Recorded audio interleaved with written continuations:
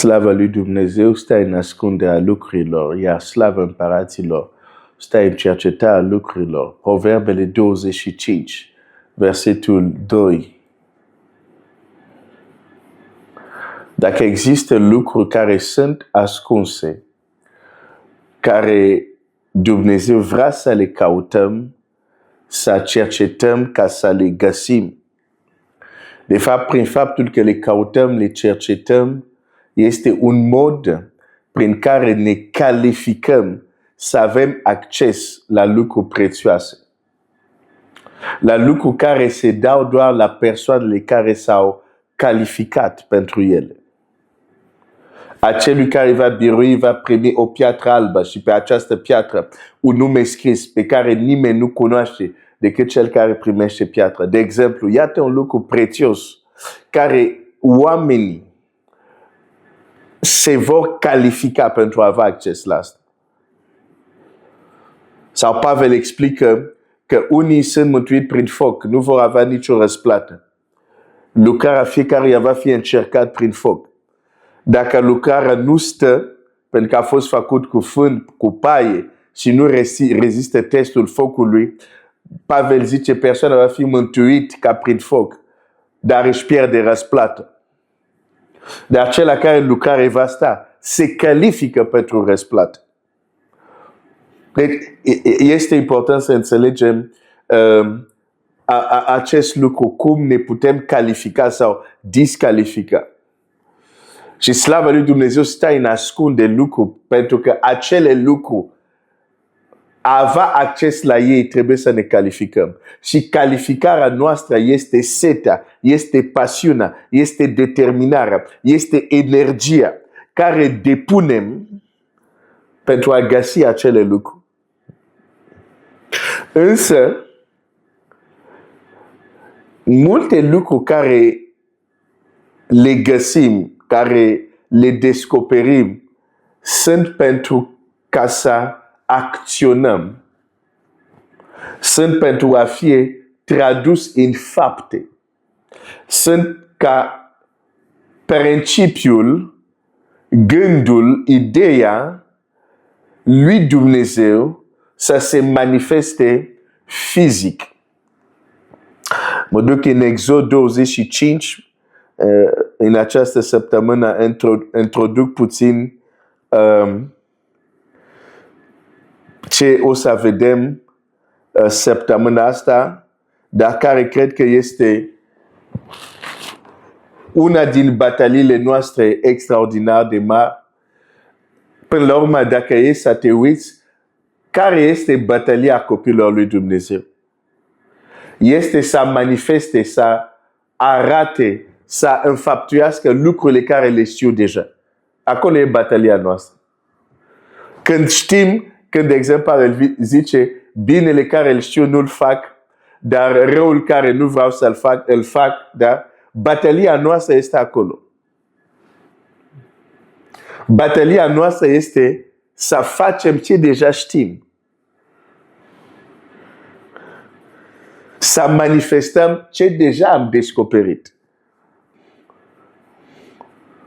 Ceea ce știm deja din punct de vedere, să zic, spiritual sau al cunoștinței, să-l putem traduce fizic.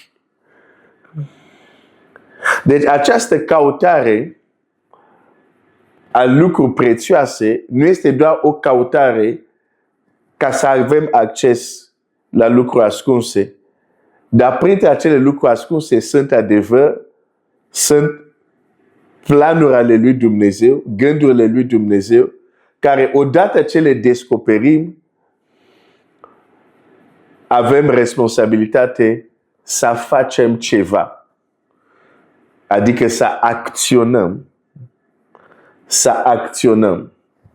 În Exod 25, versetul 40, care este ultimul verset, Dumnezeu, când spune la Moise, ei îmi vor face un cort și voi locui în mijlocul lor, Dumnezeu îi spune lui Moise cuvintele următoare, zice, vezi să faci după chipul care ți s-a arătat pe munte.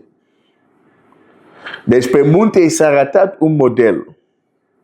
Și Dumnezeu zice, acum este responsabilitatea ta, modelul să-l aduci să se manifeste, să fie real din punct de vedere fizic. Deci i s-a descoperit ceva ascuns. Structura tabernacului, structură cortul întâlnire, structură cortul care va primi tangibil prezența lui Dumnezeu. Este un secret, pentru că până atunci nu a fost descoperit. A fost un lucru ascuns. Dar pe munte, pe vârful munte, unde omul se întâlnește cu Dumnezeu, unde omul primește instrucțiuni de la Dumnezeu, cum a fost cazul lui Moise, Dumnezeu îi descoperă. Iată structură, iată elementele care ar trebui să fie cortul în care tangibil slava va veni să locuiască. Și se descoperă, dar vezi, este un lucru ascuns. S-a dus pe munte să caute să vorbească cu Dumnezeu sau să descopere. Dar odată ce primește asta, Moise nu zice aleluia, amin. Nu, adică nu vede asta ca o încheiere, dar vede asta ca începutul unui proiect. Ok, am văzut modelul, mi s-a arătat modelul, acum prin acțiune facem o tranziție unde conceptul de pe munte devine real în viața de zi cu zi. Și asta este provocarea noastră. Este și provocarea când ne gândim la mântuirea oamenilor. Cuvântul trebuia să se facă trup. Cel rău a fi vrut cuvântul să rămână cuvânt. Întunericul a fi vrut cuvânt să rămână cuvânt. Dar odată ce cuvântul s-a făcut trup, au fost în mare, mă refer la întuneric, au fost în mare pagubă, distrugere și înfrângere când cuvântul s-a făcut trup. Știi câți oameni cu idei bune s-au dus la mormânt cu ideile lor bune? Adică n-au fost tradus în ceva tangibil. Foarte mulți. Dar să nu fie experiența ta, să nu fie experiența mea. Deci, azi vreau doar să reamintesc acest lucru. Lucru care Dumnezeu ni le descoperă. Unele din ele le descoperim pentru a trece la acțiune, ca să manifestăm tangibil împărația lui Dumnezeu aici pe pământ. Bine, am zis unele, de fapt multe, de fapt se încadrează aici, pentru că știu că sunt și descoperiri care pot să spun nu neapărat acționez direct, dar majoritatea din descoperirile, din lucruri care Dumnezeu ni le descoperă, multe din ele e pentru că prin acțiune s-a manifestat tangibil voia lui, planul lui. Și e important să ne reamintim asta în contextul unde am ajuns să vorbim despre unde am ajuns la Samson, despre faptul că un dar, un potențial are nevoie de o atmosferă, are nevoie de un mediu pentru a se dezvolta. Da? Vedem asta în pilda semănătorului. Când semânța nu a căzut unde trebuie. Semânța era bună, că e același semânță.